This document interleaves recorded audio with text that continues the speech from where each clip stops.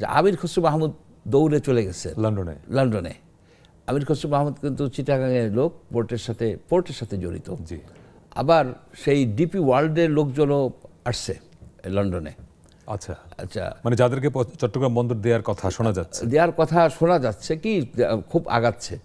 এখন আমি স্পেকুলেট করি, আমি বলি আমার কাছে কোনো তথ্য আছে যে আমির খসরু মাহমুদের তড়িঘড়ি করে লন্ডন যাওয়া এবং ডিপি ওয়ার্ল্ডের লোকজনের আসা, সেইটা ডক্টর ইউনূসের যে মানে ব্যবসায়িক কর্মকাণ্ডের প্রতি যে তার একটা ধনির্বার আকর্ষণ, সব মিলিয়ে তারেক রহমানের সাথে উনি পোর্ট নিয়ে আলোচনা করবেন, এইটা আমার কাছে হচ্ছে। আর তো যদি উনি পোর্ট দিতে চান ডিপি ওয়ার্ল্ডকে, সেখানে এই আমির খসরুর লন্ডনে যাওয়া, তারেক রহমানের সঙ্গে আলোচনা করার ওনার দরকারটা কি?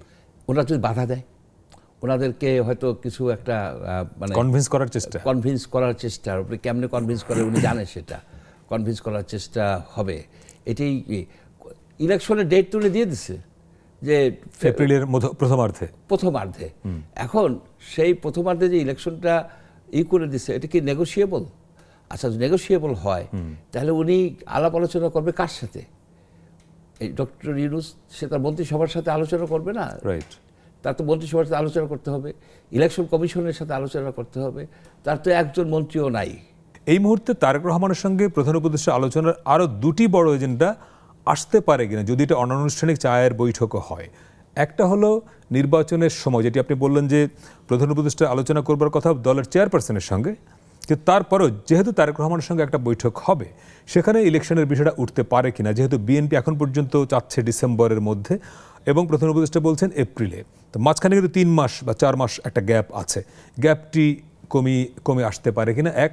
2, তারেক রহমান আপনি বললেন যে প্রায় 16-17 বছর ধরে দেশের বাইরে এক ধরনের নির্বাসিত জীবনযাপন করছেন। অনেকেই ভেবেছিলেন বা ধারণা করেছিলেন যে 5ই আগস্টের পরে তিনি হয়তো চলে আসবেন দেশে, যেহেতু এই সময় দেশে এলে এই সরকার তাকে তো গ্রেপ্তার করবে না বা করতে সাহস করবে না। তাহলে ওনার আসতে বাধাটা কোথায়? কোথাও যদি বাধা থাকে, সেই আলোচনাটাও এই বৈঠকে আসতে পারে কিনা?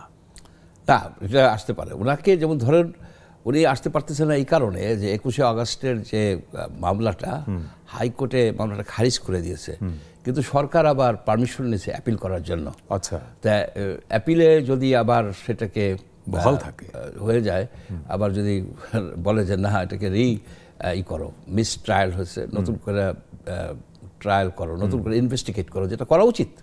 আমি মনে করি যে এখানে যে 24 জন লোক নিহত হয়েছে, কারা মারছে? রাইট, সবাইকে যে খালাস দিয়ে দিলে তো প্রশ্ন করতে হলে মারলো কারা? না, নিজেরা সুইসাইড করে মরে গেছে, নোবডি নোস। সেটাও তদন্ত করো,